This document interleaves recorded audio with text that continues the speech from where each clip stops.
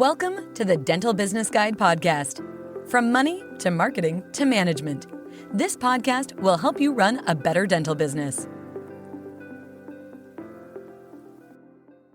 Welcome back to the Samera podcast. I'm George, and today I'm again here with Arun. Arun is our founder-in-chief, our managing director, whatever you want to call it, of Samera Business Advisors. And yeah, let's just dive straight into it. So, hello, Arun. Hey, George. How you doing? I'm very good. Yeah. So, 2021. It's a new year. Obviously, we wanted to start 2020 as the new decade, but obviously, COVID had different plans for us. So I'm just going to dive straight in. So, how should a dental practice owner organize its finances in 2021? I think of it as the new decade. Okay, fair enough. So we're put back by 1 year, okay? But this same principle applies now, okay? Now, and I think it applies even more importantly now as a result of what we've seen in the last year. Prior to COVID, we saw so many, we deal with hundreds of practices every year. Some are really organised and really manage their finances pretty well.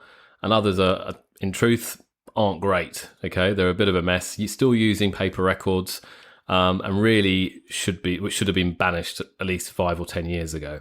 Yeah. Now, in this current environment, you can literally automate everything in your practice finances, literally everything.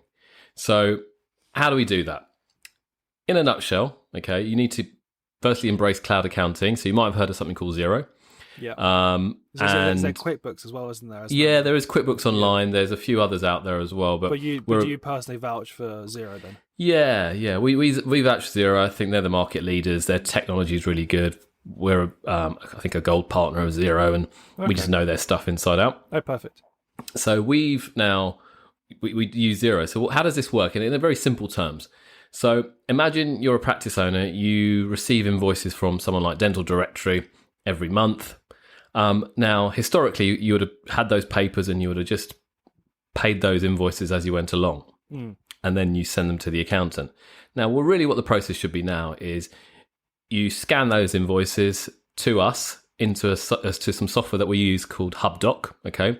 HubDoc effectively extracts the key information from that, and that kind of talks to Xero. Xero then processes that and then prepares the accounts. Okay, from that. Very simple. Oh, wow. Because the technology, it's AI. It's ultimately AI doing it's a lot of it. Automated, that a lot. I guess obviously 15, 20 years ago, it was a man such as yourself writing things down on a piece of paper and then putting it into a computer and all that lot. So I remember those days, very much so. And I guess now it's all automated, isn't it, really? Yeah, God, and that saves us time and headaches a lot more. But the key is, as they say in any automated system, if it's garbage in, it's garbage out, okay? Yeah. So we need to make sure that the process works properly. So effectively, you would scan your invoices in, okay, into HubDoc, which talks to Xero, and at the same time, you connect your bank account, which is all secure, and that is linked to Xero.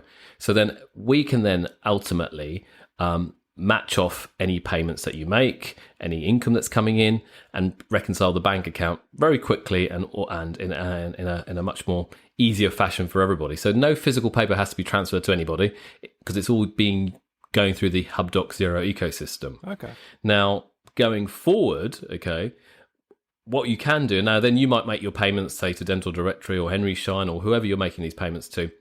But even with Xero now, you can actually make payments through Xero, which really is quite exciting as per se. In the accountancy world, that is quite exciting because effectively you can tick all the invoices you want to pay in Xero, press one button, okay, and you just make one batch payment.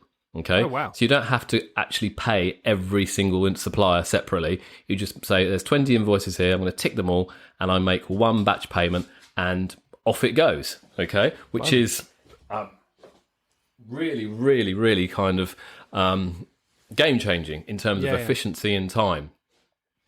Now, all of that information then ultimately feeds into Xero. If everything's done properly, that then leads to the management accounts being presented on a timely basis. That then leads to the annual accounts being done on a timely basis, which ultimately then leads to the tax returns and tax calculations being done on a timely basis and accurately. Okay, so it's so important to automate and really systemize your finance function. Even if you're a one-man dental practice, okay, it will save you time and it will save you money. And if you're a larger practice, really, you really should be doing this already. Oh, wow.